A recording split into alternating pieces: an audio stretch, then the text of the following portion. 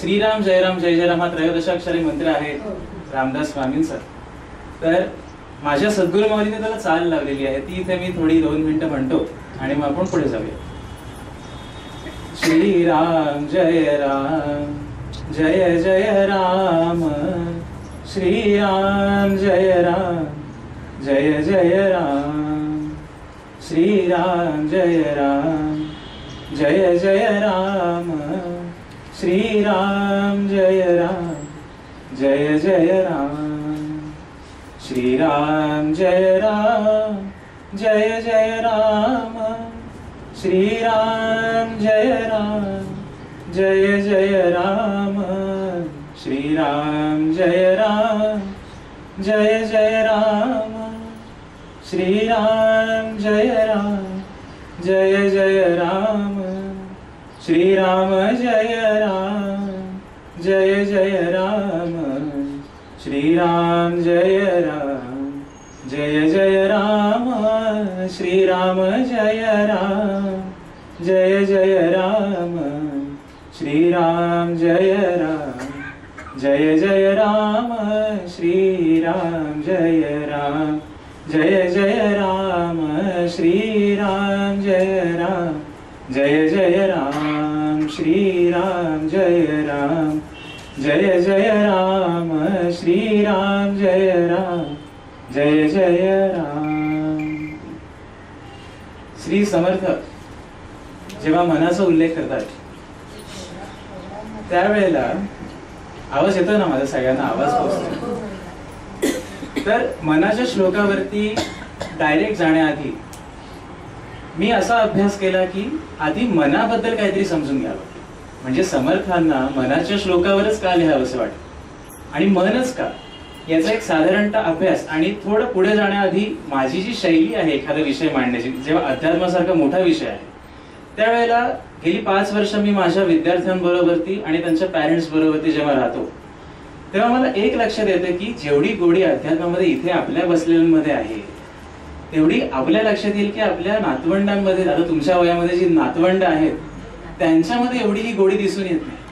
आता जे भजन मी श्रीराम जय राम जय जय राम तुमच्यासमोर म्हटलं, तुम्ही तन्मयतेने ऐकलं, ते ती मुलं ऐकतील याची काही गॅरंटी नाही आहे. सो माझा अध्यात्मावरती एक मांडण्याची शैली अशी असते की 8 वर्षापासून 60 वर्षापर्यंत सगळ्यांना हा विषय कळला पाहिजे की अध्यात्म म्हणजे काय आहे. फक्त माझ्या आई वडिलांनी सांगितलं म्हणून मी माझ्या मुलांना रामरक्षा आणि गणपती अथर्व शीर्ष म्हणायला सांगणार असं न करता की ह्या सगळ्यामध्ये संतांचा अर्थ काय आहे. मनाचे श्लोक जर का 205 ओव्या आहेत, सोपं नाहीये, पण ह्या मनाच्या श्लोकांवरतून जर का आपण काही अर्थ त्यांना समजावले की ह्या गोष्टी मागे समर्थांना असं सांगायचं आहे आणि हे व्यावहारिक दृष्टीने आपण कसे उपयोगात आणू शकतो असं जर का आपण आपल्या मुलांना पटवून देऊ शकलो तर आपण जी जनरेशन गॅप झालेली आहे आपल्यामध्ये, विचारांमध्ये ही जी जनरेशन गॅप आहे ती भरून काढता येईल आपल्याला कुठेतरी. हा माझा एक प्रामाणिक प्रयत्न असतो. म्हणून मी पहिला टॉपिक जो घेतला अत्रे गटात तो हाच होता की अध्यात्म विरुद्ध विज्ञान आणि मग शेवटी त्याला कन्क्लुजन वर कसं नेता येईल. तर मन म्हणजे काय, साधारण मन याच्यावरती मीच काय पण कितीतरी मोठ्या दिग्गजांनी थिअरीज लिहिलेल्या आहेत. व्हॉट इज माइंड इंग्लिशमध्ये सगळ्या भाषेमध्ये सापडतील आपल्याला. पण एक साधारण ढोबळ मानाने विचार केला तर मन म्हणजे एक विचारांची मालिका, विचारांची शृंखला आहे. तर मी मनाचा अभ्यास करताना हे मनाच्या श्लोकांवरती जेव्हा मी हा टॉपिक बनवला होता तेव्हा मी तर असा विचार केला होता की माझ्या कॅपॅसिटी प्रमाणे आपण 5 दिवस 1-1 तास याच्यावरती बोलू शकू. 205 ओव्या आहेत, त्या 205 ओव्यांमध्ये आपण खोलात जाऊन अभ्यास केला तर समर्थांनी 5 विभाग केलेले आहेत त्याच्यामध्ये, ते त्याच्यावरती मी येईन. तर मनामध्ये विचार सुरू असतात तर मी विचार केला की ह्या मनाचं उगमस्थान कुठे आहे. संत ज्ञानेश्वर माऊलींनी म्हटलेलं आहे जिथे विचार संपले तिथे मनाचं अस्तित्व शिल्लक राहत नाही. मन हे असं काही इंद्रिय नाहीये जे आपल्या आतमध्ये आहे. विचारांची मालिका संपली की तिथे मनाचं अस्तित्व संपलं. मग विचारांची मालिका सुरू कुठून होते याचं एक चिंतन करताना माझ्या असं लक्षात आलं की 5 विषय आपल्या आजूबाजूला संपूर्णतः दिसून येतात. शब्द स्पर्श रूप रस आणि गंध. आपलं उभं आयुष्य या 5 विषयांमध्येच आहे. जर आपण साधा विचार केला तर मी जेव्हा आतमध्ये आलो तेव्हा मला बघणं झालं तुमच्याकडून, सो रूप डोळ्यामार्फत ज्ञान प्राप्त झालं. या एवढूसा मुलगा आलाय खरं, आता मनाच्या श्लोकावरती बोलायचं म्हणजे असा प्रश्न पडतो आणि साहजिकच येतो की इथे एवढी मोठी माणसं बसतात आणि मी समर्थनीत असलेल्या मनाच्या श्लोकावरती बोलणार आहे 1 तास. त्याच्यानंतर आता मी बोलताना सुरू केल्यानंतर कानाद्वारे शब्द आतमध्ये जाऊन मनामध्ये विचार लहरी उठतात की आता ह्या टॉपिक वरती असं बोललं जाते, मग ते ज्ञान ग्रहण केलं जातं. सो हे 5 दरवाजे आहेत जिथून मनाची उगम स्थान जे आपण म्हणतो शब्द स्पर्श रूप रस आणि गंध, या 5 विषयांना जेव्हा कंट्रोलमध्ये आपण करू तेव्हा मनाला ताब्यात घेतल्यासारखं आपल्याला म्हणता येईल. तर आता मनाची संकल्पना कोणामध्ये नसते. मनुष्य प्राणी आहे, 84 लक्ष योनी या जगामध्ये आहेत, संतांनीही सांगितलेलं आहे त्याप्रमाणे एक मनुष्य प्राणी. तर मन ही संकल्पना कोणामध्ये नसते याचा मी एकदा विचार करत होतो की मन ताब्यात घेणं शक्य आहे तर मग कोणाकोणामध्ये ते नसेल. तर मला 3 प्रकार आढळले जे असे मला वाटले. खरं तर व्याख्यान ह्याला म्हणतोय आपण सगळे, पण त्या योग्यतेचा मी आहे असं मला वाटत नाही. मनोगत म्हणूया, जे मला वाटलं मनाच्या श्लोकांबद्दल जे मला वाटलं ते प्रामाणिक मत तुमच्या समोर मांडतो. तर मनाची स्थिती पूर्णतः डेव्हलप नसते ते म्हणजे अगदी नवजात जन्मलेलं मूल. पंचविषय काय ग्रहण करायचे, काय ऐकायचं, काय हे काहीच त्याला ज्ञान नाही. त्याच्यामुळे मन ही संकल्पना तिथे नसते. म्हणून आपण म्हणतो मुलं देवाची फुलं असतात, कारण निष्पाप असतात, काही त्यांच्या मनामध्ये हालचाली होत नसतात. दुसरं म्हणजे अनफॉर्च्युनेटली दैवगतीने मेंटली हँडिकॅप जी माणसं असतात त्यांना काही विचार नसतात त्यांच्या मनामध्ये की काय आपण घेतोय, काय आपल्या मार्फत मनामध्ये तयार होते, काहीच नसतं. पण हे 2 प्रकार झाले निसर्गतः ज्यांना मनाद्वारे विचार काही करता येत नाही. तिसरा प्रकार जो आहे तो म्हणजे आपल्या भारतवर्षामध्ये होऊन गेलेले सर्व संत लोक, ज्यांनी इंद्रिय सगळी शाबूत आहेत, धडधाकट शरीर यष्टी असताना ज्यांनी मनावरती नियंत्रण मिळवलं. आपण सगळे इथे बसलेलो आहोत, आपण मनाच्या अधीन आहोत, आणि संत जे आहेत त्यांनी मन आपल्या अधीन केलेलं आहे. हा फरक आहे साधा आपल्या आणि त्यांच्यामध्ये. म्हणून मनावरती भाष्य करण्याचा अधिकार हा फक्त संतांना प्राप्त आहे. मी आणि माझ्याच प्रमाणे अजूनही मनावर बोलणारे असतील, पण अधिकार वाणी जी असते ती फक्त संतांना प्राप्त आहे, कारण त्यांनी मनाला जाणलेलं आहे. काही अभंग समर्थांच्या श्लोकांवर येण्याआधी सर्व संतांचा आपण थोडा थोडा वरचा अभ्यास केला तर लक्षात येईल की सर्वांनी मनालाच उपदेश केलेला आहे. देहाला नाही, धनाला नाही, वाचेला नाही, मनाला उपदेश आहे. संत ज्ञानेश्वर माऊली म्हणतात एक तत्व नाम दृढधरी मना, मनाला उपदेश आहे. संत नामदेव महाराज पांडुरंगाकडे मनाचीच तक्रार करतात. अमृताहुनी गोड नाम तुझे देवा, मन माझे केशवा काबा नाही. समर्थ म्हणतात पतित पावना जानकी जीवना, वेगी माझ्या मना पालटा. माझ्या सद्गुरु माऊली म्हणतात हरी नामामृत पिऊनी मना पुष्ट होईल. सो एकंदरीत फक्त समर्थच नव्हे तर आपण 12व्या शतकापासून जर सगळ्या संतांचा अभ्यास केला, जे महाराष्ट्रात संतांची भूमी जी आपली आहे, त्यामध्ये सर्वांनी मनाचा अभ्यास तुम्ही करणं महत्वाचं आहे असं सांगितलेलं आहे. आणि माझा अध्यात्म सांगण्याचा उद्देश हाच असतो. अध्यात्म म्हणजे बरेचदा बाहेर एक नजर टाकली आपण तर असं लक्षात येतं की थोडाफार का होईना याचा व्यापार झालेला आहे.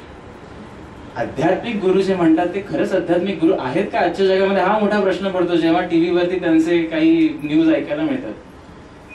तर अध्यात्म याची संधीच मला अशी वाटते की आधी आतमध्ये बघा.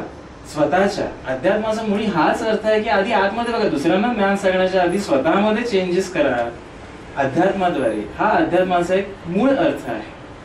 तर मन म्हणजे काय याचा अभ्यास करता करता मग मी समर्थांच्या श्लोकांवरती येतो की हे समर्थांचे श्लोक, मनाचे श्लोक आले कसे हे आधी समजून घेतलं पाहिजे की का आले हे 205 श्लोक, कसे आले याची एक आख्यायिका सांगितली जाते.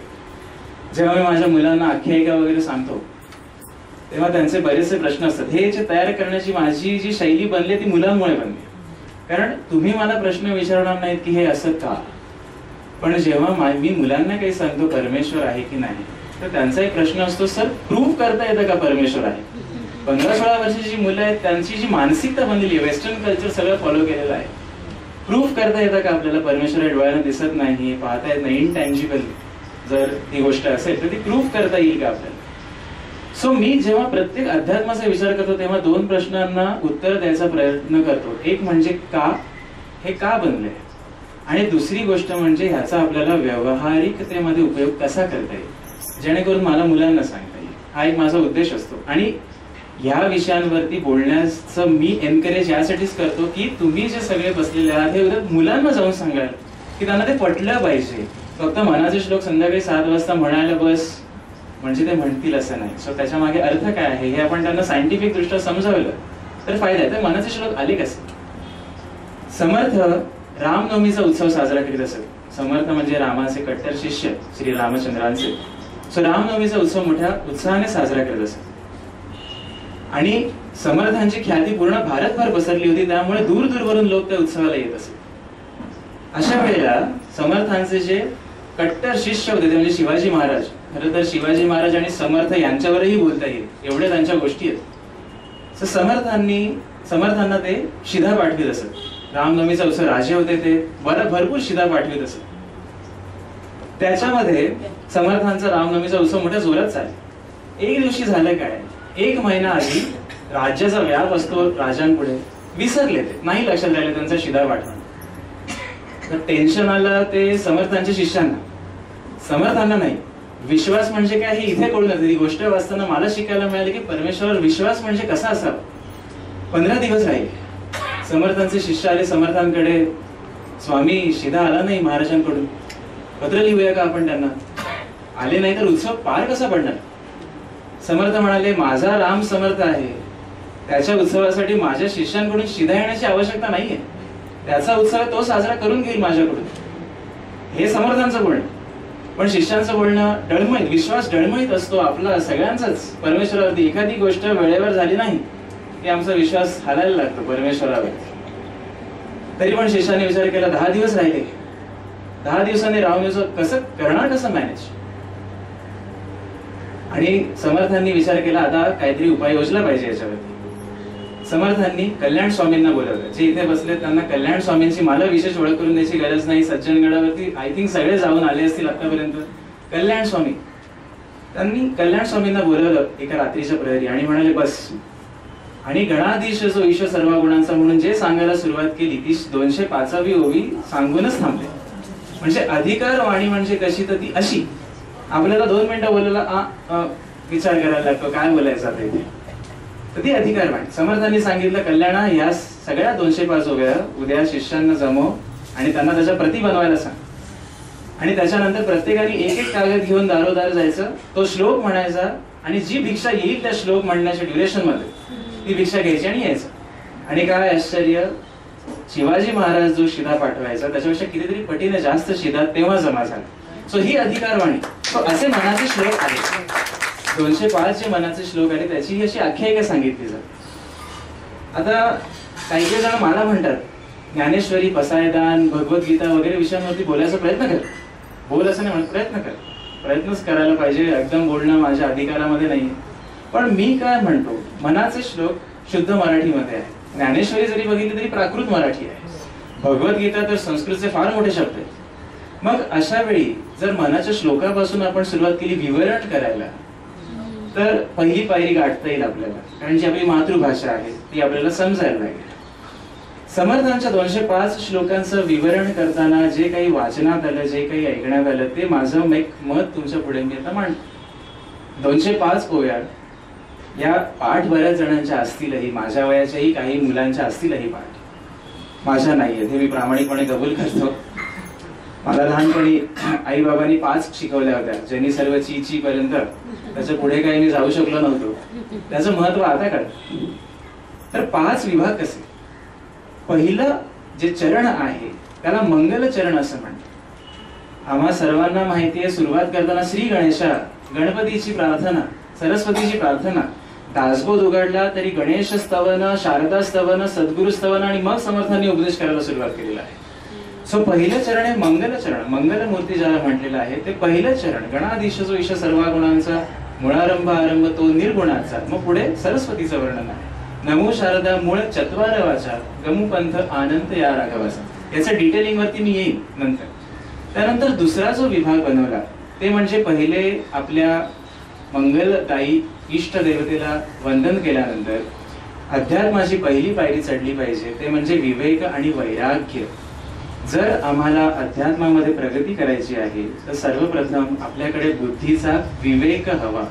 सत्सत विवेक बुद्धी ही असायला पाहिजे. आणि दुसरी गोष्ट म्हणजे वैराग्य. म्हणून श्लोक क्रमांक 2 ते श्लोक क्रमांक 27 यामध्ये जर आपण वाचलं तर समर्थांनी काय धरावं काय सोडावं जनी सर्वसुखी असा कोण आहे, असे म्हणून वैराग्याचा प्रश्न विचारलाय त्यांनी, की ह्या प्रश्नाद्वारे वैराग्य कसं येईल मनाला.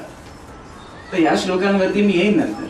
त्याच्यानंतर श्लोक क्रमांक 2 ते श्लोक क्रमांक 27, विवेक आणि वैराग्य ज्ञान. जर तुम्हाला अध्यात्मात प्रगती करायची आहे तर सर्वप्रथम वैराग्याला आत्मसात केलं पाहिजे. आम्हाला संसाराची आसक्ती आहे तर अध्यात्म कसा जमणार आम्हाला. तिसरा जो विभाग केलाय समर्थांनी तो श्लोक क्रमांक 28 ते श्लोक 135. एक साधारण आपण संकल्पना बघितली तर समर्थ सगुण भक्तीचं वर्णन करतात. या श्लोकांमध्ये माझा राम किचा श्रेष्ठ आहे, तो दासांचा अभिमान बाळगणार, नुपेक्षी कदा राम दासाभिमानी, अशा श्लोकांचा तिथे संदर्भ येतो. रामचरित्राचं वर्णन शंकराने सुद्धा श्रीरामाचं स्तवन केलेलं आहे. 20 प्राशन केल्यानंतर या सगळ्याची प्रचिती 135 श्लोकापर्यंत येते.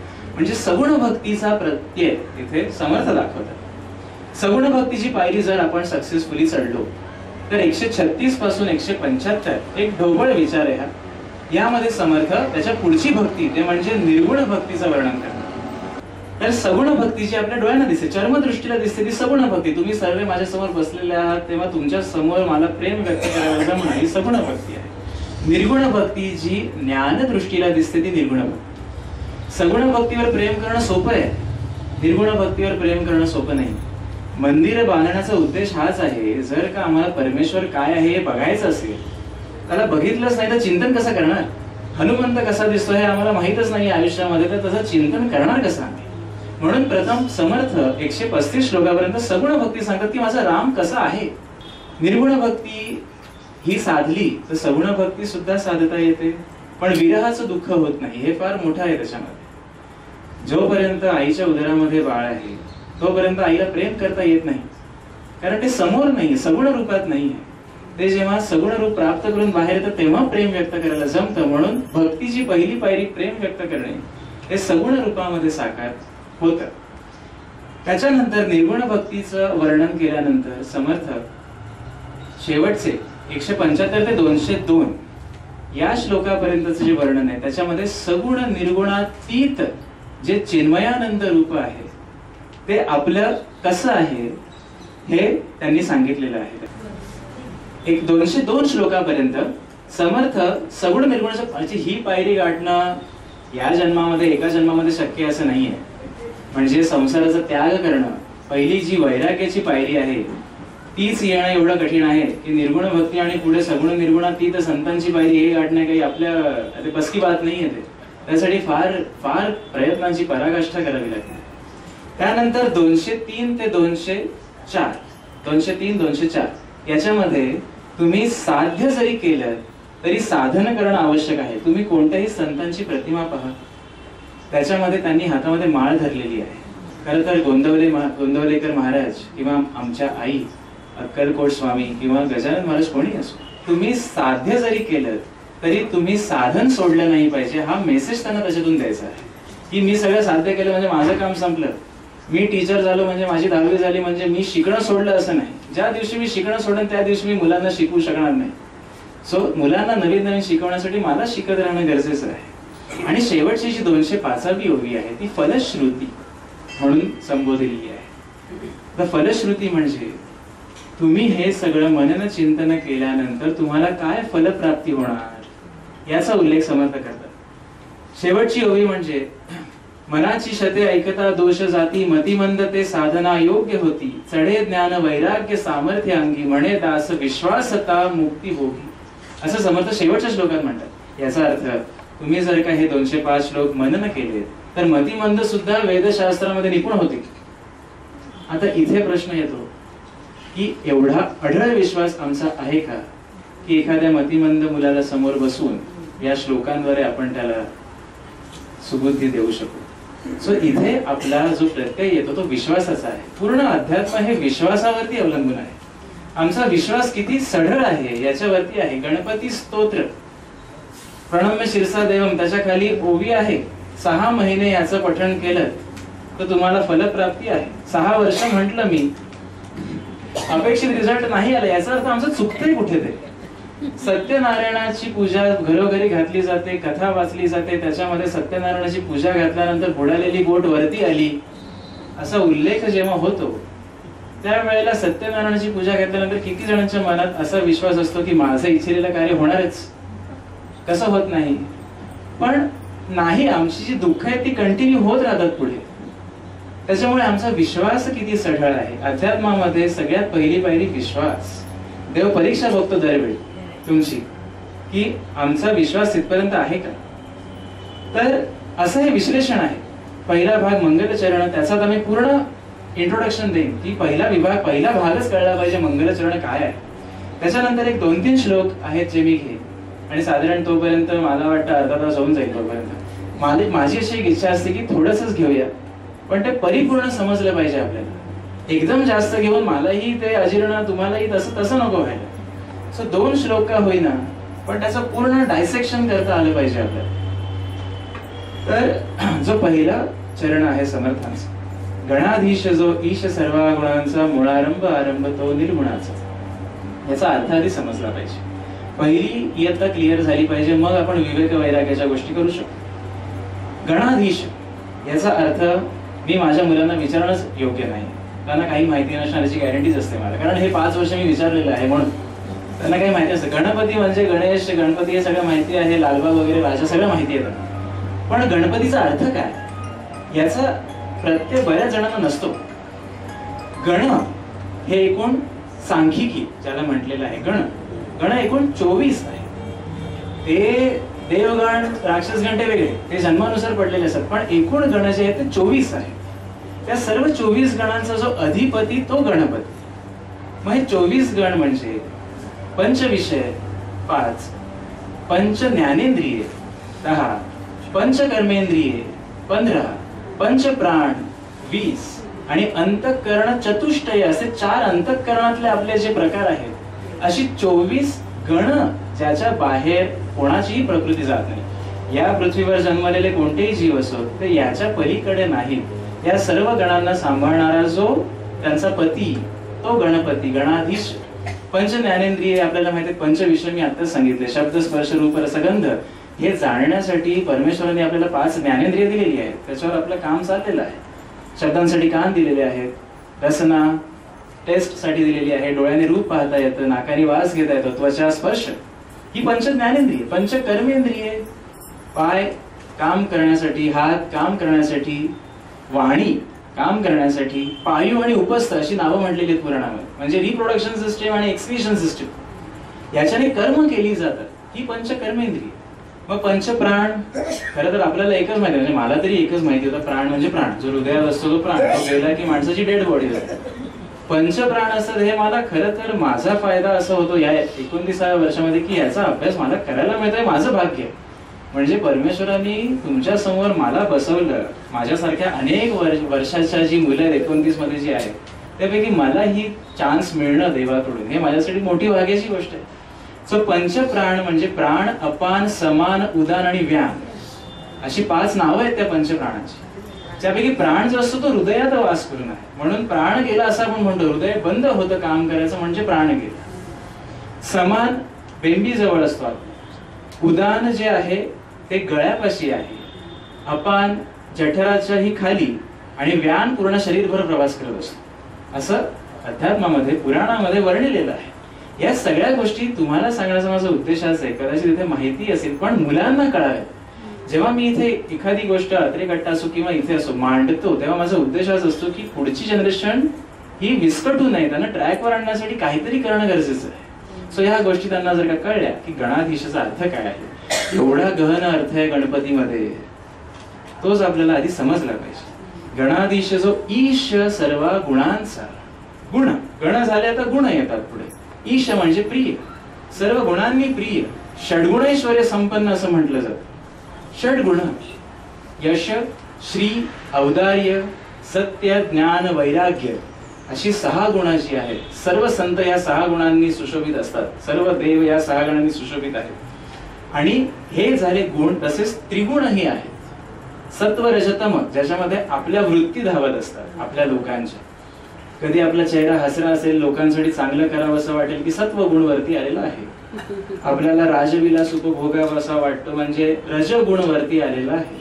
एखाद्याबद्दल मनामध्ये संस्कृत शब्द येतात, शिव्या म्हणजे आपल्या मनामध्ये तमो गुण निर्माण झालेला आहे. सो या 3 गुणांमध्ये आपली वृत्ती आहे. या सर्व गुणांचा जो अधिपती त्या गणपतीला समर्थ वंदन करतात आणि त्यांनी फार मोठी उपमा दिलेली आहे. मुळारंभ आरंभ तो निर्गुणाचा, जिथे निर्गुण निराकार परमेश्वर आहे, तसा आरंभ गणपतीपासून आहे.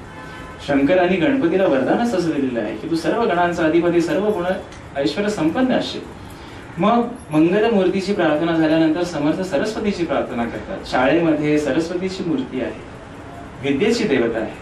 विद्या प्राप्त झाली नाही तर अध्यात्मासारखा गूढ विषय कसा समजेल? विद्या प्राप्त नाही झाली तर 10वी पण होता येत नाही, तर अध्यात्माचा फारच वरची पायरी आहे. सरस्वतीचं वर्णन करताना ते म्हणतात की नमो शारदा मूळ चत्वार वाचा. चत्वार म्हणजे 4 वाचा.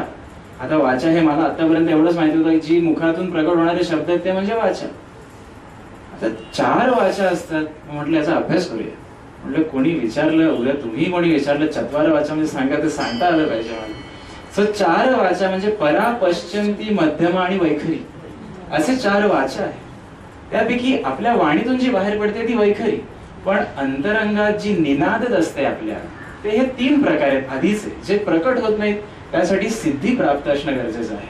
बरेचदा कधी कधी होतं बघा, आपण एखादी गोष्ट घडून जाते आणि सांगतो की मला आतून कोणीतरी सांगितल्यासारखं झालं, समथिंग समवेअर. सो ती एक वाणी आहे. सिद्धी प्राप्त केल्यानंतर संत मुनींनी जे शाप किंवा वरदान दिलेले आहेत आणि ते प्रत्यक्षात उतरतात, हे त्यांनी त्या परा पश्चिंती या वाणीद्वारे प्रकट झालेले असतात. सो ते जाणण्यासाठी ते आपली लेवल म्हणजे माझी तर बिलकुलच नाही. मी फक्त माहिती देऊ शकतो की ह्या अशा गोष्टी आहेत.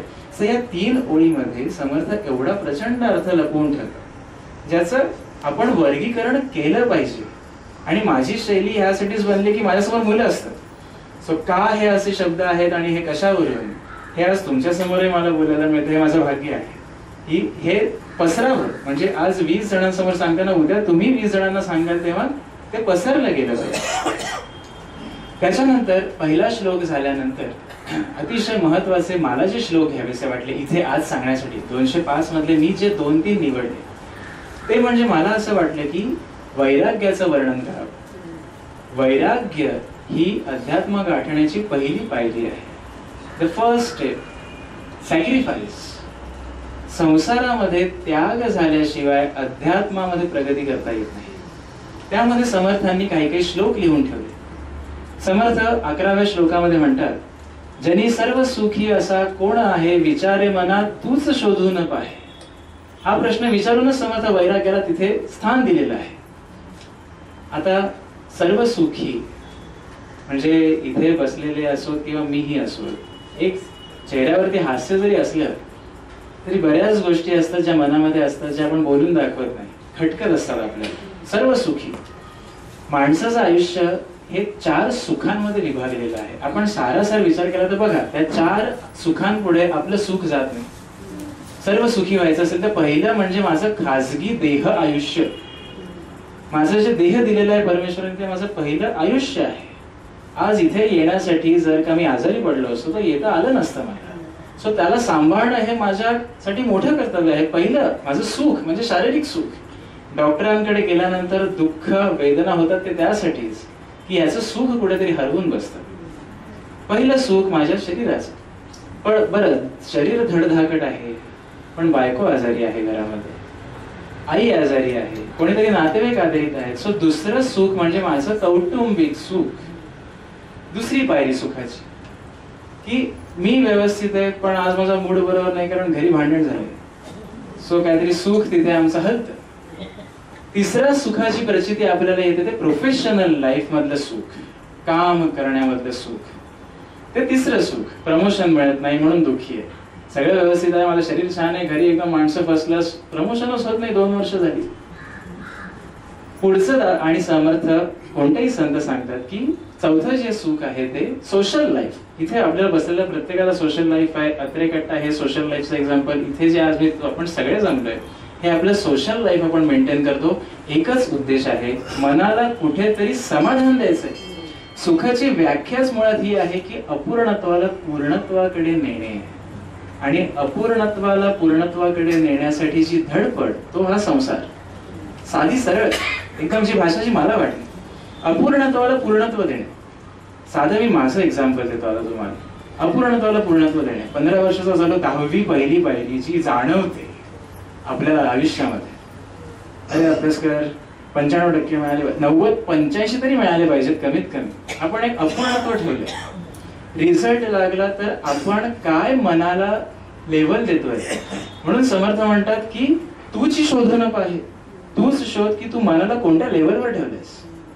85% मिळालेलाही रडतो आणि 70% मिळालेला सुद्धा पहिले वाटतो. सो तुम्ही मनाला कोणत्या लेवलवर ठेवलेलं आहे. सो ही पहिली बरं ते अपूर्ण राहिलं. चला नाही झाली 10वी व्यवस्थित, अडत तर काही नाही. खरं तर माणूस पुढे जाणारा जातो. मला वैयक्तिक आयुष्यामध्ये 10वीला 75% फक्त मिळालेले आहेत, जे की माझ्या मित्रांना 90-95 होते. पण आज त्यांच्या आणि माझ्या याच्यामध्ये बराच फरक आहे, खूप मोठा फरक आहे. त्याच्यानंतर दुसरी पायरी 12वी झाली. 12वी शिक्षणाची अपूर्णत्व पूर्णत्व गेलं नाही केलं, मग येतं नोकरी. नोकरीची अपूर्णत्व, पॅकेजेस बरोबर नाही मला कंपनीमध्ये, एवढूच पगारात 2 वर्ष काम करतोय, स्विच मारूया, ते नसेल मिळत तर दुःख, कशात मन लागत नाही, काही नाही. समर्थ म्हणतात जनी सर्व सुखी कोण आहे. ते अक्षरशः शब्दात सांगायचं झालं तर 4 खांद्यांवरती जाताना ते सगळं सुख सगळं तिथे संपलेलं आहे. तिथे आपले सगळे सुखाचे हेवे दावे सगळे संपतात तिथे. आणि सगळ्यात सुखाची अपूर्णत्वता तर कुठे जाणवत असेल तर जी माझ्या वयाची जी मुलं आहेत आज, त्यांना अपूर्णत्व म्हणजे पूर्णत्वाला नेण्यासाठी काय धडपड करावी लागते हे मी बघतो या माझ्या वयामध्ये.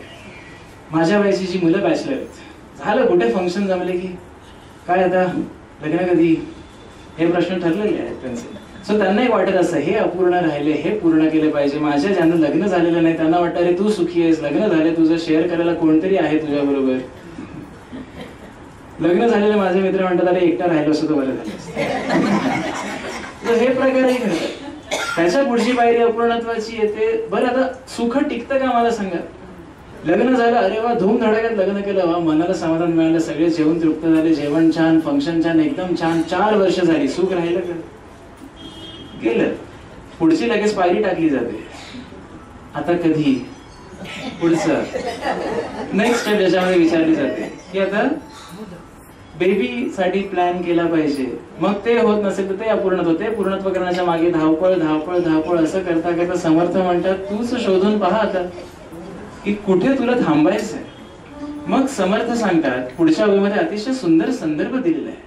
आपण बरेचदा म्हणतो त्याला मिळतं मला मिळत नाही, the grass is green on other side असं आपण नेहमी म्हणतो. हिरवळ नेहमी आपल्याला दुसऱ्या बाजूला दिसते. तर हे सुखाचे जे व्याप आहेत ते कसे संपवता येतील यासाठी समर्थ आपण दोष देतो बघा मनाला. आपण नशिबाला दोष देतो. माझ्याच बाबतीमध्ये असं का होतं, मीच असं का केलं, माझ्याच बाबतीमध्ये का नाही झालं, माझ्या मित्राला तर सगळं मिळत गेलं, मला एवढे वर्ष झाली तरी प्रमोशन मिळत नाही, काही होत नाही, नथिंग. सो पुढच्या श्लोकामध्ये समर्थ त्याची प्रचिती देतात की मनात त्वारे पूर्व संचित केले तयासारखे भोगणे प्राप्त झाले. तू नशिबाला दोष देतोस खरा, पण पूर्व संचित, तू जे पूर्व कर्म केलेलं आहेस, आपण विश्वास ठेवूया किंवा नको ठेवूया पण पूर्व जन्मांची पूर्व कर्म ही भोगावी लागतात. आज नाही तर उद्या माझे जाणारे पैसे, मला मिळणारे पैसे, मला मिळणारी माणसं, माझ्याकडून जाणारी माणसं, या सगळ्यांचे ऋणानुबंध आपण घेऊन आलेलो आहोत. एखादा आपले पैसे फसवून जातो, त्याचे कधीतरी आपण फसवलेले आहेत, ते जातात आपले. सो पूर्व संचित केले. धृतराष्ट्र म्हणजे कौरवांचे वडील, सर्व 100 पुत्र त्यांचे वडील धृतराष्ट्र. जेव्हा सर्व महाभारत संपलं, युद्ध संपलं, 100 पुत्रांचा संहार झाला, त्यावेळेला श्रीकृष्णांना त्यांनी विनंती केली की मला भेटायचंय तुला. श्रीकृष्ण आले, दिव्य दृष्टी देऊन त्यांना दर्शनही दिलेलं आहे धृतराष्ट्रांना. तेव्हा धृतराष्ट्रांनी विचारलं की जन्मभर खरं तर मी आंधळा, म्हणजे पाप करण्याचं खरं तर माझा काही संबंधच नाहीये, की खरं तर डोळे हे पापाचं फार मोठं साधन आहे आजच्या जगामध्ये पाहिलं तर. पापचरण माझ्याकडून जर नाही घडलं या जन्मी तर माझे 100 पुत्र मी हयात असताना मरावे, याच्यासारखं दुःख मला का व्हावं, हे दुःख का व्हावं. श्रीकृष्णांनी फार सुंदर उत्तर दिलं त्याच्यावरती. ते म्हणाले की 51 जन्मापूर्वी तू व्याध होतास, त्यावेळेला शिकारीला जेव्हा तू गेलास त्यावेळेला एका झाडावरती बरेच पक्षी बसले, घरटी पाहिलीस, त्यातल्या एका दष्टपुष्ट पक्षावरती मन गेलं तुझं. की ह्याला आता बाण मारावा. तो तुझा नेम चुकला. त्याच्यामुळे झालं काय, पक्ष्यांना तुझी चाहूल लावून सगळे उडून गेले. पण त्या घरट्यामध्ये जी त्यांची पिल्लं होती ती उडू शकली नाही. तुला जो राग आला, एक आपला इगो हर्ट होतो ना कुठेतरी, जो आतमध्ये दडून असतो आपल्या सर्वांच्या, तो कुठेतरी तुला अपमानकारक वाटला आणि त्या रागाच्या भरामध्ये त्या सर्व पिल्लांचा संहार केला असतो. ते पक्षी जे आहेत ते फक्त बसून बघत राहिले, काही करू शकले नाहीत. त्याचं जे फळ आहे, त्यांचं जे तळतळाट घेतलेस ते या जन्मामध्ये तुला भोगावे लागले. धृतराष्ट्रांनी विचारलं, देवा बरोबर आहे, 50 जन्मापूर्वीचं माझं कार्य, पण मग 50 जन्म का ठेवलेस मला? दुसऱ्याच जन्मी मला करून टाकायचं होतं, ते सगळं पाप फिरून टाकायचं होतं. श्रीकृष्ण हसतात आणि म्हणतात, अरे 100 पुत्र व्हायला पुण्य नको का? जर का तुझ्या कुळामध्ये 100 पुत्रांनी जन्म घ्यावा असं जर का मला लिहून ठेवायचंय त्याच्यामध्ये, तर तुझ्या आत्म्याकडून तेवढं पुण्य घडायला नको. 1 पुत्र होण्यासाठी आम्हाला 9 सायस करायला लागतात. 100 पुत्र होणं म्हणजे केवढं भाग्याचं लक्षण आहे. तर त्यासाठी तुला 50 जन्म मला खर्ची घालावी लागले, मग तुझी पूर्तता झाली पाप पुण्याची, मग हा जन्म तुला दिला. सो पूर्वसंचित आम्ही जे म्हणतो की मला सुख नाही, मला नाही काही समाधान मनाला, हे आपलं पूर्व कुठेतरी राहिलेलं आहे. बरेचदा होतं असं. आणि शेवटी बघा, आपण म्हणतो किती प्रॅक्टिकल विचार येते. शेवटी आपण म्हणतो लग्न ठरत नाहीये, इकडे रजिस्टर कर, तिकडे रजिस्टर कर, हे कर ते कर, हे 50 ठिकाणी विचारल्यावर शेवटी बसतो आपण, शेवटी नशिबात जे आहे ते होणार आहे, शेवटी वेळेवर आहे ते होईल. हा, मग हे म्हणतो मग आधीची तयारी करावी. मी एकांना असं सांगितलं होतं, जरा माझ्यापेक्षा वयाने मोठे होते, हा मग प्रयत्न नको का करायला, हातावर हात ठेवून बसायचं की काय आम्ही नशिबावरती? मी म्हटलं तसं नाहीये, असं बसायचं नाही, प्रयत्न करा. पण होतं काय, आम्ही निराश होतो. आम्ही निराश होऊन मग शेवटी देवाला नशिबाला दोष द्यायला सुरुवात करतो. आणि इथे आमचा विश्वास बघतो देव, हा इथे मला दोष देतोय, मग तुझ्यासाठी पुढचं मी कशाला चांगलं करू? तर मनात तू रे पूर्वसंचित केले तयासारखे भोगणे प्राप्त झाले. आज जी माझ्या लेवलची जी फैज आहे, प्रामाणिकपणे मी सांगतो तुम्हाला, माझ्या लग्नाला 4 वर्ष झाली. अपूर्णत्व आहे हे मी सुद्धा मान्य करतो. पण जर का मी हे सगळं तुम्हाला सांगताना जर का मी घरामध्ये उदास राहून माझ्या घरच्यांना त्रास देत असेल, तर या सगळ्या सांगण्याचं ते लोकांसांगे ब्रह्मज्ञानासारखं झालं. सो आधी अध्यात्माची मूळ पायरी हीच आहे, आधी आतमध्ये बदल, मग लोकांपर्यंत ते पोहोचतं. सो अध्यात्म आणि समर्थांच्या श्लोकांमध्ये तो जो एक श्लोक आहे त्यात एवढा अर्थ आहे. 205 नको, आपण 5 श्लोक जरी या जन्मात लावून घेतले आपल्या मनाला तरी भरपूर आहे. संतांची वाणी ही अमृतवाणी म्हटलेली आहे, कारण परमेश्वराच्या परमिशननी त्यांच्याकडनं रचना होत असते. एका रात्री 205 श्लोक बोलून काढायचे हे काही साधं काम नाही. बरं, मग वैराग्याची पहिली पायरी समर्थ सांगतात की जनी सर्व सुखी असा कोण आहे. मग दुसऱ्या श्लोकामध्ये त्याचा पुढचा संदर्भ दिलेला आहे. त्यांनी दुसऱ्या श्लोकाचं वर्णन करताना समर्थ म्हणतात की चल, तुला वैराग्य हवं असेल तर तुला काय सोडावं लागेल. त्यासाठी समर्थ पुढच्या श्लोकात म्हणतात, मना मानसी दुःख आणू नको रे, मना सर्वथा शोक चिंता नको रे, विवेके देह बुद्धी सोडून द्यावी, विदेहीपणे मुक्ती भोगीत जावे. ऐकायला फार सोपं आहे, फारच सोपं आहे ऐकायला.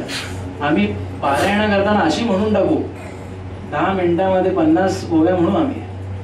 पण या एका ओवीचा अर्थ आम्ही लावून घेऊ शकतो का, याचा विचार आम्ही केला पाहिजे. सर्वप्रथम समर्थ म्हणतात, मना मानसी दुःख आणू नको रे, शोक चिंता नको.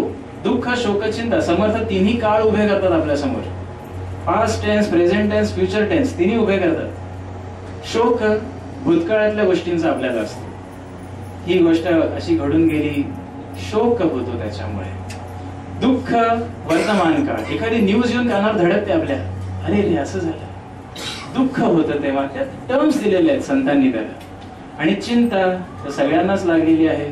चिंताच नसती माणसाला तर LIC पॉलिसी काढलीच नसती कोणी. भविष्याची चिंता, मुलांची चिंता, ह्या चिंता सगळ्यांनाच भविष्याच्या. या एका ओळीमध्ये समर्थ तिन्ही काळाला हरवून टाकलेले समर्थांनी की हे तिन्ही काळ जे तुला त्रासच देणार आहेत.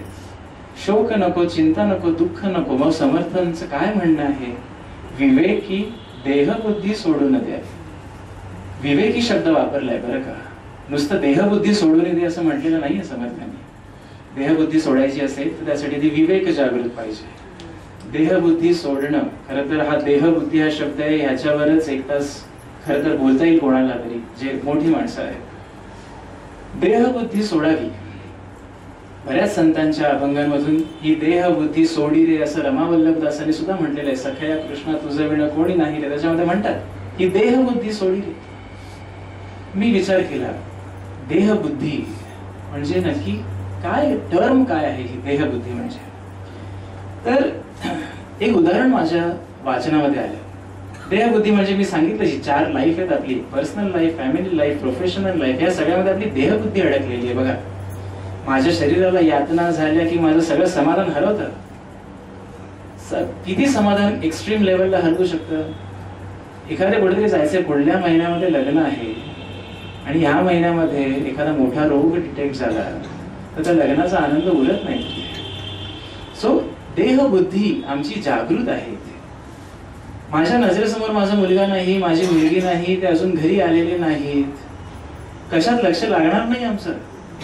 देहबुद्धी इथे आहे आमची. समोरच्याचा किंवा माझा देह बघून जो आनंद, जे समाधान मनाला प्राप्त होईल ही देहबुद्धी आहे. अर्जुन जेव्हा युद्धाला जात असे तेव्हा प्रत्यक्ष श्रीकृष्ण भगवान भगवद्गीता सांगत असे. आता पूर्ण विश्वाचा नियंता जर का मला सगुण रूप धारण करून भगवद्गीता सांगतोय तर तिथे देहबुद्धी कुठची उरणार आणि कुठचं मनाचं असमाधान शक्यच नाहीये. पण एक सिक्स्थ सेन्स असतो व्यक्तींमध्ये, एक सिक्स्थ सेन्स की हे होणार आहे असं जाणवत असतं आपल्याला आतून. तसं अर्जुनाला त्या दिवशी जाणवत होतं की आज काहीतरी अघटित घडणार आहे. माझं मन समाधानी नाहीये, आज काहीतरी अघटित घडेल. युद्धाचा प्रसंग झाल्यानंतर जेव्हा महालामध्ये सगळे आले पांडव, अर्जुन वगैरे, उशीर झाला. त्यावेळेला अर्जुनाला सगळे बाहेर माना खाली घालून बसलेले दिसले. म्हणजे काय झालं? आतमध्ये जाऊन बघितलं तर अर्जुनाचा जो पुत्र, आपल्या सगळ्यांना माहिती आहे अभिमन्यू, याचा रणांगणामध्ये मृत्यू झालेला आहे. आपल्या 16-20 वर्षाच्या मुलाचा मृतदेह आपल्या नजरेसमोर बघणं, मला असं वाटतं दैव करो असं दुःख कोणाच्या वाट्याला येऊ नये, कारण शब्दात याचं वर्णन नाही करता येत. आपल्या मुलाचा देह बघणं याच्यापेक्षा देहबुद्धीचं मोठं दुःख मला नाही वाटत या जगामध्ये अजून कोणतं आहे. त्यावेळी अर्जुन रडलेला आहे. वर्णन आहे पुराणामध्ये की अर्जुन रडलाय. प्रत्यक्ष श्रीकृष्ण गीता सांगतात म्हणजे जो नियंता आहे या सगळ्याचा. पण त्यावेळी आठवतं का हे सगळं? नाही आठवत त्यावेळेला. जरी आपण म्हणतो संसार असार आहे, प्रेम आत्म्यावरती आहे, शरीर टरफलाप्रमाणे आहे, असं जरी म्हटलं तरी प्रसंग आला तरी आपली बुद्धी नाही चालत. आणि कोणी सांगायला आला तर आपण मुस्काट ठेवून देतो तशी, हे काय सांगण्याची वेळ आहे का? हे सगळं आपली स्थिती नसते त्यावेळेला. सो पण अध्यात्म, मग विवेकी शब्द का वापरला समर्थांनी? अर्जुन रडलेला आहे. तसे प्रसंग जेव्हा सामान्य माणसांच्या आयुष्यात येतात त्यावेळेला बरेचदा बाकीची माणसंही आयुष्य संपवतात. हे सहन होत नाही, एवढं ते दुःख सहन होत नाही त्याच्यामध्ये. म्हणून समर्थ देहबुद्धी सोडण्याच्या आधी विवेक शब्द लावतात. विवेकी देहबुद्धी म्हणजे सारासार विचार कर. विवेक बुद्धीला सत्सद विवेकाची चालना दे. हे अर्जुनाला हा पाठिंबा मिळाल्यामुळे सगळं दुःख विसरून तो दुसऱ्या दिवशी युद्धाला गेलेला आहे. म्हणजे तो त्याचं कर्तव्य विसरलेला नाही. ही शिकवण आपण घ्यायची आहे इथे. या सगळ्यात म्हणजे जे मी शिकतो, देहबुद्धी सोडणं म्हणजे अक्षरशः संसाराला चिरावं लागतं, तेव्हा ती संत पदवी प्राप्त होते. तुकाराम महाराज म्हणतात ब्रह्मज्ञान नव्हे लेकुराच्या गोष्टी, तेथे व्हावा पोटी अनुताप. हा श्लोक त्यांनी लिहून ठेवलाय. दगडापेक्षा मन करावे कठीण, तरी जाय क्षीण अंतरीच. मेल्या माणसाची न धरिती आस, तैसा हो उदास संसारासी. असं तुकाराम महाराज वर्णन करतात. प्रखर वर्णन आहे. हा श्लोक आम्ही फक्त म्हणू शकतो. मला नाही वाटत माझ्या उभय जन्मामध्ये मी हे सांगतोय, पण आत्मसात किती करू शकेन. कारण कसं आहे, जेव्हा मी एखादी ही गोष्ट करतोय, ही परमेश्वर कृपेने आहे. आज कदाचित 1 तास का होईना पण थोडस न अडखळता मी बोलू शकतो, ही त्याची कृपा आहे. माझ्या पदरचे बोलेल असं मला तरी वाटत नाही. तर जेव्हा अशा परिस्थितीमध्ये ह्या स्टेपवरती जेव्हा मी येतो तेव्हा देव नक्कीच माझी परीक्षा बघेल कधीतरी पुढे जाऊन, की हा लोकांना सांगतोय स्वतः वागतोय का तसा. हे फार गरजेचं. सो विवेकी देहबुद्धी सोडून द्यावी, विदेहीपणे मुक्ती भोगीत जावी. मग आता मुक्ती शब्द जेव्हा येतो, मुक्तता, मुक्तता होऊ पाहे, घनश्याम सुंदरामध्ये वगैरे सगळं वर्णन आहे. ज्ञानेश्वर माऊलींनी म्हटलेलं आहे, देवाची ये द्वारी उभा क्षणभरी तेणे मुक्तिचारी साधी. सलोकता, समीपता, स्वरूपता, सायुज्यता या 4 मुक्तींचे प्रकार आहेत. आधी मला अक्षरशः म्हणजे मी परमेश्वराचे आभार मानेन. या सगळ्या गोष्टींमध्ये येण्यापूर्वी मुक्ती म्हणजे एखादी टर्म वाटायची. मुक्ती म्हणजे मला तर वाटायचं माणूस मेला म्हणजे मुक्त झाला. तर एक सुंदर मला मेसेज वाचायला मिळाला होता की मृत्यू आणि मोक्ष याच्यामध्ये फरक काय आहे. याचं उत्तरही श्रीकृष्णच देऊ शकतात, हे सामान्य माणसाचं काम नाही. मृत्यू होणं आणि मुक्ती मिळणं याच्यामध्ये फरक काय आहे. श्रीकृष्ण सांगतात, श्वास संपले पण इच्छा नाही संपल्या, तो येतो तो मृत्यू. श्वास संपले, मृत्यू झाला शरीराचा, पण श्वास चालू आहे, पण सर्व इच्छा संपलेल्या आहेत त्या माणसाच्या. त्याची मुक्ती सुरू झाली तिथपासून पुढे. म्हणून देहात राहूनही मुक्ती साधता येते. आता खरं तर या 4 मुक्तींचं मी वर्णन करेन, पण थोडासा वेळ पुढे जातोय म्हणून मी पुढे जातो. याचं मी नंतर कधीतरी सांगेन. सो विदेहीपणे मुक्ती भोगीतच आहे. मग समर्थ हे सांगण्याचा उद्देश काय, याच्या सगळ्या लिंक आहेत. आपण जर का याला एक साखळीमध्ये बांधू शकलं पाहिजे. अध्यात्माचा अभ्यास करताना माझी एकच इच्छा असते की थोडंसंच घ्यावं, पण ते पचलं पाहिजे. माझ्या आई म्हणतात, परमार्थ म्हणजे लोण्याच्या गोळ्याप्रमाणे आहे. खायला सोपं वाटतं, ऐकायला किती छान वाटते, हे सगळं किती आपल्या रिअल लाईफ मध्ये अनुभवासारख्या गोष्टी आहेत या, पण पचायला जड आहे. जेव्हा तो लोणी खाऊन खाऊन पोट बिघडेल त्यावेळेला कळतं की परमार्थ सोपा नाहीये. परमार्थ साधणं, संसार आणि परमार्थ याची सांगड घालणं सोपं नाहीये. म्हणून संतांनी अभंगही लिहून ठेवलेले आहेत की संसारी असावे. एकनाथ महाराज म्हणतात, आनंदे करून संसारी असावे, पण संसारी असावे अंतरी नसावे असंही म्हटलेलं आहे. की तू संसारात राहा, तुला देहबुद्धी सोडणं एवढं शक्य नाहीये. हे काय येण्या गवळ्याची कामं नाहीये. संसारात राहा, पण जे वाटणं असतं ना, वाटणं आतून की मला याच्याबद्दल एवढं प्रेम, त्याच्याबद्दल तेवढं प्रेम, ते कुठेतरी कमी कर, थोडंसं का होईना. एक गोष्ट मला फार प्रकर्षाने सांगण्याविषयी वाटते की एकांत आणि एकटेपणा याच्यामध्ये सुद्धा आपण फरक करून पहा. तुम्ही घरात एकटे असताना एकटेपणा जाणवला म्हणजे देहबुद्धी प्रचंड जागृत आहे.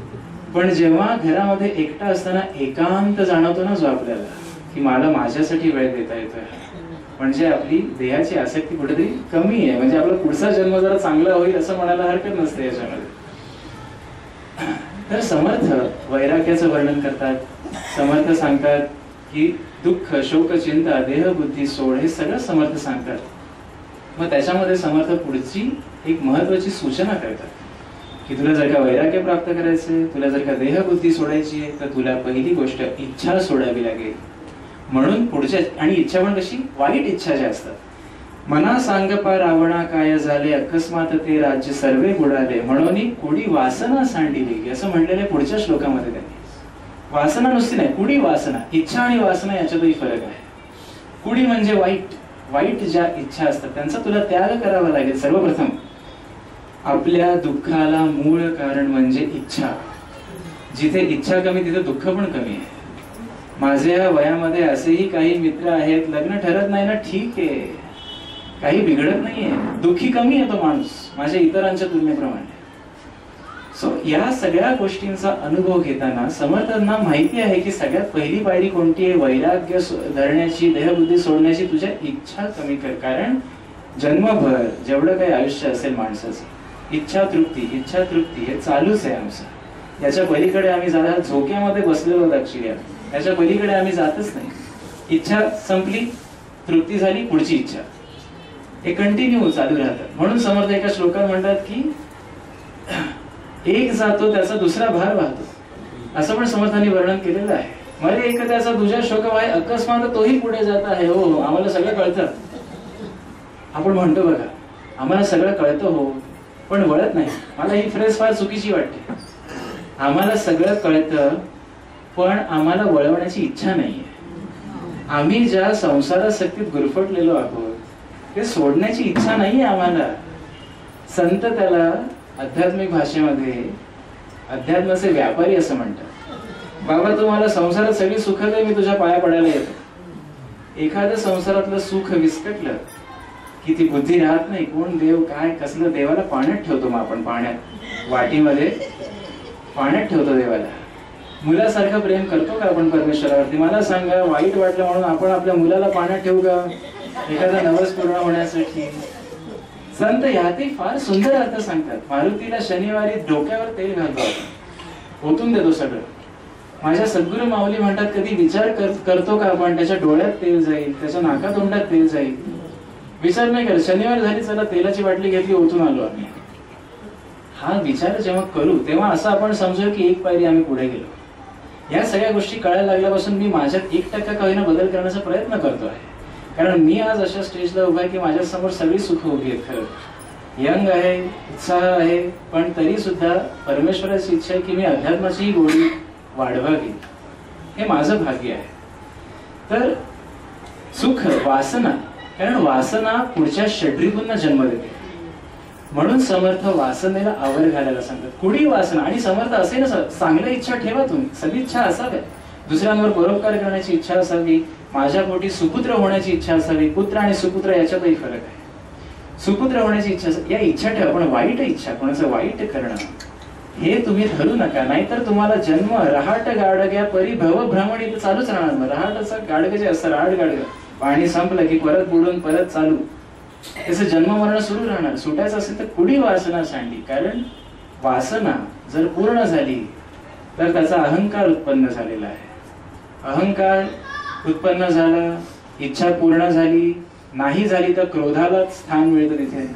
इच्छा पूर्ण नाही झाली तर लोभ, मत्सर, असूया सगळे उत्पन्न होतात तिथे. म्हणून समर्थ आधी पहिलंच दार बंद करायला सांगतात. तुझी जी इच्छा आहे ती पहिले तू बंद कर.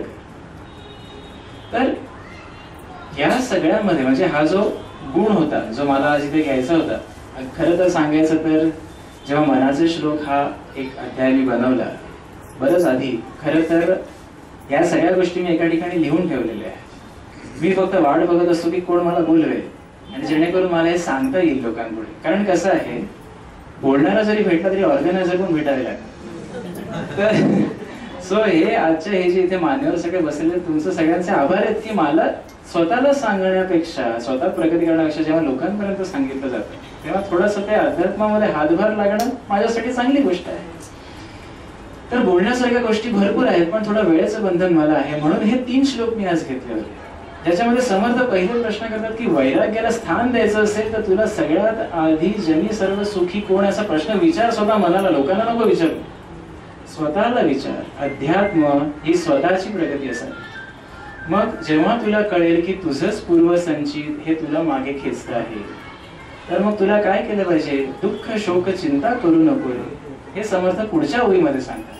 आणि दुःख शोक चिंता तुला जर का नाही करता आली तर एक म्हणू शकतो की देहबुद्धी सोडल्याप्रमाणे आहे. देहबुद्धी सोडणं हा फार मोठा प्रकार आहे. आणि तेही तुला जमलं तर तुला आधी आवर घालावं लागेल तर तुझ्या वासनेवरती. या सगळ्या गोष्टींचा जेव्हा समर्थ त्याग करायला सांगतो तेव्हाच वैराग्य धारण होईल. बरेचदा माणसं जे म्हणतात काय मला आता कशाचं काही उरलेलं नाहीये, हे त्यांनी प्रयत्न करून करून न मिळालेल्या गोष्टींमुळे आलेलं असं. खरं तर बरेचदा की आता कंटाळलो मी, मला काय आता सगळ्याची इच्छा उरलेली नाही, असं होतं बघा बरेचदा. सकाळी माणूस म्हणतो जाऊ दे आता मला कसलं इच्छा, मला जगायची सुद्धा इच्छा उरलेली नाही. आणि एखादी सुंदर बातमी ऐकायला तर दुपारी सकाळचं विसरलेलं सगळं निघून जातं, सगळ्याचे बोललेलं निघून जातं सगळं, आणि परत सगळ्या इच्छा आकांक्षांच्या मागे आम्ही लागायला लागतो. असं सगळं जे आहे ते समर्थ सांगतात की ही सगळी मोहमाया आहे, सगळी मोहमाया आहे. माझ्या मित्रांना किंवा विद्यार्थ्यांना शक्यतो ह्या गोष्टी त्यांची इच्छा असेल तरच मी सांगायला जातो, अदरवाईज त्या पालख्या गाड्यावर पाणी पडल्याप्रमाणे ते सगळं फुकट जातं. माझ्या एका मित्राने प्रश्न केला की बरं ठीक आहे, तू म्हणतोस मरण सगळ्यांनाच येणार आहे, एक दिवशी सगळेच मरणार आहे, मग एक जन्म ऐश्वरम करून मरू ना. तू भजनाला जातोस, तू अध्यात्मावरती सांगतोस, याच्यातून आणि तुझ्यात आणि माझ्यामध्ये काय फरक आहे सांग? मी तर माझी चैन करतोय जीवाची, सिगरेट दारू सगळं माझ्याकडनं चाललंय. 30 वर्षाचा मुलगा माझा जो मित्र आहे, आज ही अवस्था आहे अशी की तू हे सगळं जे करतोय तुझ्यात आणि माझ्यात, तू मला सांग जास्त रिलिशिंग, जास्त चिल कोण करते आयुष्यामध्ये? मी दर शुक्रवार शनिवारी जातो बाहेर, रविवारी पार्टी करत असतो.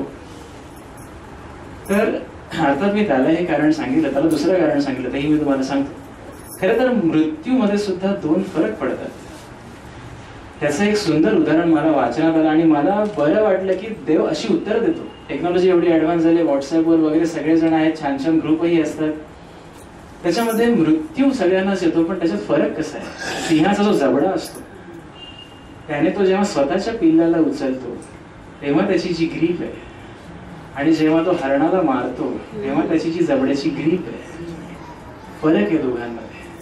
मृत्यू सगळ्यांवरच घालणार आहे आज न उद्या, पण मला नेताना तो मला जेवढा त्रास देणार नाही तेवढा तुला नक्कीच होईल नंतर. सो ह्या मृत्यूमध्ये फरक आहे. त्याचं आता मी थोडा शेवटवरती येतो, कारण वेळही थोडी पुढे चाललेली आहे. त्याला फक्त मी एक शेवटचं उदाहरण दिलं की तुम्हाला हे आवडेल असं मला वाटतं, कारण आजच्या पिढीला ते फार हसायला त्यांना आलं होतं म्हणून वाटलं मला. तर त्याने मला विचारलं होतं की ते सप्तलोक वगैरे काय असतं म्हणे अध्यात्मामध्ये वगैरे. 7 लोक, इंद्रलोक, चंद्रलोक, सूर्यलोक, मृत्यूलोक. विषय असा निघाला होता की मृत्यूलोक म्हणजे सगळ्यांना मृत्यू येणार हे मृत्यूलोक. आपण मृत्यू लोकात आहोत, सगळ्यांना मृत्यू येणार. मग मी सांग भाऊ, मी कुठच्याही लोकात जाईन मेल्यानंतर, तुला काय वाटतं? मी जर का सिगरेट मारतोय, दारू वगैरे पितो तर काय वाटतं तुला? मी म्हटलं हे बघ, तुला एक साधी त्याला एक गंमत म्हणून सांगितलं. मी म्हटलं हे बघ, ज्यांना दारू पिण्याची सवय, ते मदिरा प्राशन वगैरे इंद्राच्या सभेमध्ये वगैरे सगळं चालतं ना, ते इंद्र लोकात जातात ज्यांना त्याची सवय. ज्यांना सत्यवादी आहेत, जे प्रामाणिक आहेत, ते सत्य लोकात जातात. आणि जे सिगरेट मारतात, दारू पितात, आयुष्यभर चैन करतात, ते जसलोकला जातात. लावले तर आहे जसलोक, त्या लोकात जातात. ते सगळ्यांनी हास्य विनोद म्हणूनही घेतला, पण याच्यात ना किती पाहण्यासारखं आहे. मी तुमच्या पुढे जे जे काही बोलतो आहे, खरं तर 1% माझं नॉलेज आहे. बाकी सगळं जे मी प्रवचन वाचतो, अध्यात्माबद्दलची पुस्तकं वाचतो, मोठ्या मोठ्या लोकांचं जे वाचन आणि माझ्याकडनं ऐकणं होतं, ही सगळी त्यांची देण आहे. मी कोणतंही क्रेडिट मला घेत नाही. सो माझं आज इथे येण्याचं कारण खरं तर 2 आहे. पहिलं कारण म्हणजे एक मनाच्या श्लोकावरती मी पहिल्यांदा बोलतोय आज. हे माझं खरं तर अत्रे कट्ट्यावरती जे सेशन झालं, अत्रे कट्ट्यावर सेशन झालं, त्याच्यामध्ये माझ्या स्टुडंट्सना पण मी घेऊन गेलो होतो की अध्यात्म काय, विज्ञान काय, पण पूर्णपणे अध्यात्मावरती भाष्य करण्याचं हे माझी खरं तर पहिलीच वेळ. म्हणून मी आलो तेव्हा पूर्ण थरथरत होता. जरा गेलंय, जरा बरं वाटतंय जरा मला आता. तर पहिलं कारण मला काहीतरी शिकता येईल तुम्हाला सगळ्यांना सांगताना. आणि दुसरी इच्छा माझी सदैव हीच राहील, अध्यात्म असो किंवा कोणतीही गोष्ट असो. मी कॉलेजमध्ये पर्सनॅलिटी डेव्हलपमेंट, लिडरशिप मॅनेजमेंटवर जेव्हा लेक्चर्स देतो, माझं सांगण्याचा पर्पज एकच असतो त्याच्या मागे की पुढची जनरेशन थोडी मागे आणावी आणि आपली जनरेशन थोडी पुढे न्यावी. ही एकच इच्छा असते माझी की आपण जेव्हा आपल्या गोष्टी अध्यात्माच्या मुलांना सांगू, तेव्हा जेव्हा मुलं प्रश्न करतील की असंच का आहे हे, त्यावेळी फक्त माझ्या परंपरेनुसार आई वडिलांनी सांगितलं म्हणून तू शिक अशी जबरदस्ती आपण करू नये. अदरवाईज त्यांना गोडी लागणार नाही या गोष्टीची. मला माझ्या आई वडिलांनी सांगितलं, मी ऐकलं, कारण तेव्हा तशा मनस्थिती होत्या. आपण कोणी आपल्या आई वडिलांना आणि टीचर्सना कधी उलट उत्तर दिलंय का? मला नाही वाटत असं. मान खाली असायची आपली. आज मुलं प्रत्युत्तर करायला शिकलेली आहेत. सो जर का त्यांना त्यांच्या भाषेमध्ये उत्तर हवी आहेत, तर मला असं वाटतं आपण तयार राहू त्यासाठी. जेव्हा गणाधीश लोक म्हणतात, जेव्हा मुलं म्हणतात गणपती म्हणजे काय आई, तेव्हा आम्हाला सांगता आलं पाहिजे की हे प्रकारे, मग त्याला कळेल की बाबा खरंच नॉलेजेबल आहेत आपले आई वडील असं. कारण आजच्या मुलांची अशी सिच्युएशन आहे ना, अभ्यास तू घेऊ नको, तुला काय एवढं त्याच्यामधलं कळतंय. सो हे सगळे प्रकार. सो हे माझं उद्दिष्ट होतं. वेळ पटकन गेला असं वाटतं जरा मला, एकदम बराच पटकन संपलं. तर मनाचे श्लोक आणि वैराग्य आपण सगळ्यांनी आत्मसात करण्याचा प्रयत्न करूया. मी जास्त प्रयत्न करणार, कारण मी बोलतोय तर मी तशी कृती केली पाहिजे, हे फार महत्वाचं आहे. तुम्ही सगळे इथे जमलात, माझं ऐकून घेतलं, सगळ्या मान्यवरांचे, स्पेशली अमृतकर मॅडम. खरं तर माझं वय पाहता तुम्ही मला मनाचे श्लोक हा विषय दिला. मनामध्ये प्रश्न येतो, मी आत आल्यावरती कदाचित विचारांना चालना मिळाली असेल, हा मुलगा बोलणार मनाच्या श्लोकावरती, म्हणजे थोडासा प्रश्न पडतो. पण कदाचित थोडं इकडनं निघताना थोडंसं ते कन्फर्मेशन झालेलं असतं. अशा पद्धतीने आपण अभ्यास, आपण 2 श्लोक घेऊया, पण ते लावून घेऊया स्वतःला. हे करून मी आज इथे माझं मनोगत, व्याख्यान पण नाही, मनोगत ते संपवतो. धन्यवाद.